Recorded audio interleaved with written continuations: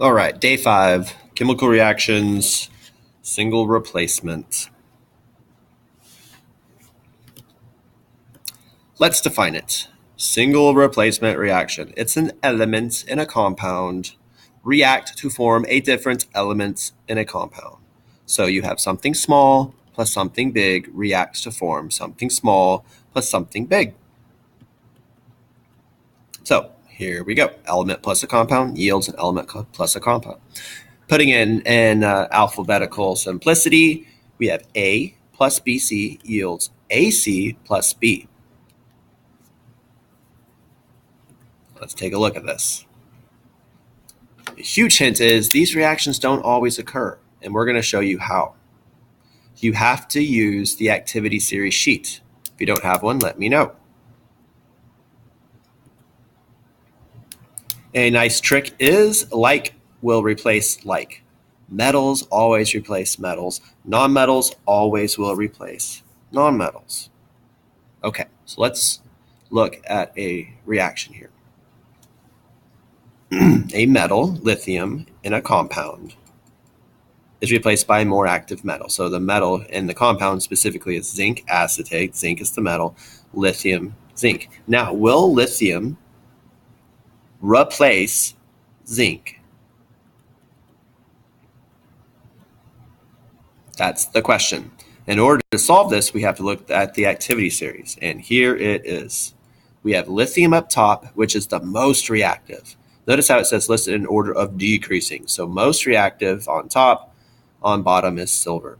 So lithium is way up here. It's the most reactive. And then we have zinc. So yes, lithium is going to replace zinc. Lithium's going to beat up zinc and replace it. It's going to steal his lunch money, shave his cat, and replace zinc. So what do we get? And I'm sorry for putting it over because I am horrible at PowerPoint. Zinc plus lithium acetate. Lithium replaced zinc and bonded with acetate, and we're left over with zinc.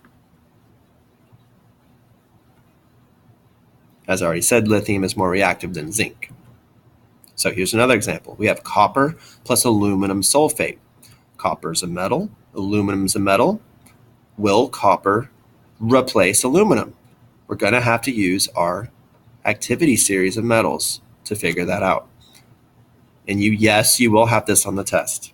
So aluminum is way above copper. So yes, aluminum is a more reactive metal, but no, will copper replace aluminum? No, it will not. Why? Because copper is by itself, and here's aluminum. Will copper beat up aluminum? Well, it can try, but it won't succeed. Copper will not replace aluminum because aluminum is more reactive.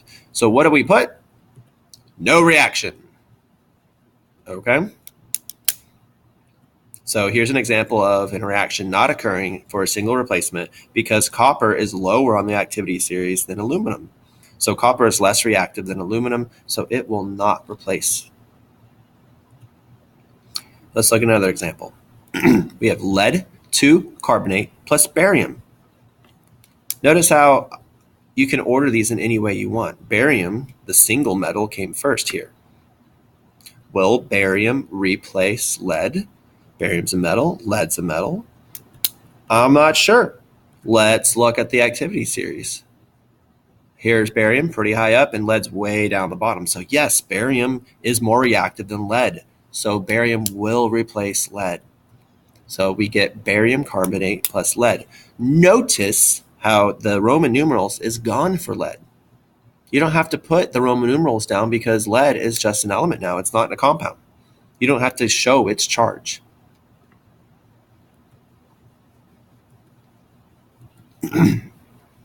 All right. Hydrogen in water is replaced by a more active metal. Okay, what do we mean? What do we mean by that? Water can also be written as hydrogen hydroxide, H, and then OH. 2 hydrogens and oxygen, H2O. That's water, right? So we can write it like this. Hydrogen has a +1 charge. It can act like a metal. It can have metal properties, even though it's a nonmetal, because it's in group 1 and hydrogen special. So will sodium replace hydrogen here? Let's look. Sodium is definitely more reactive than hydrogen because sodium's way up at the top. Hydrogen's pretty down far below. So yes, sodium will replace hydrogen. Sodium will beat up hydrogen, take its spot, and hydrogen will be left by its lonesome. So we have sodium hydroxide plus hydrogen.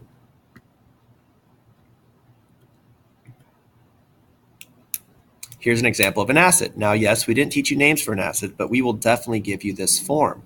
A hydrogen in an acid is replaced by a more active metal. So we have phosphoric acid.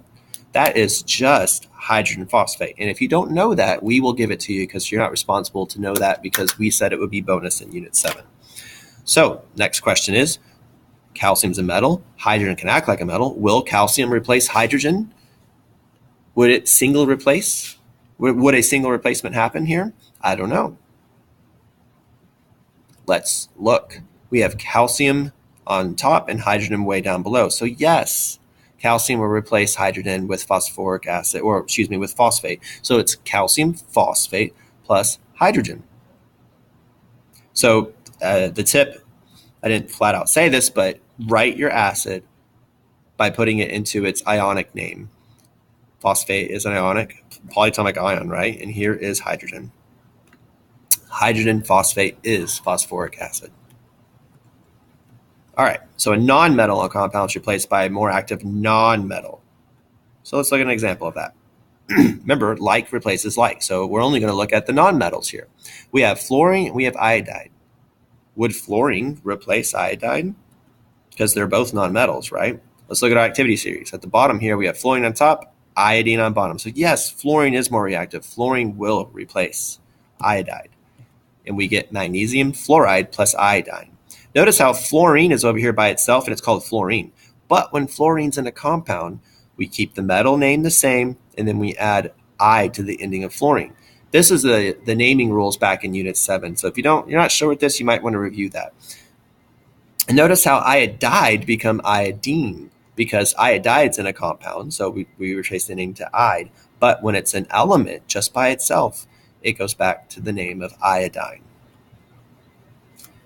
And I just pointed out, watch your endings. So here's your tip, watch your endings. Make sure the non-metals replace non-metals. Pretty picture. All right, go ahead and start your worksheet.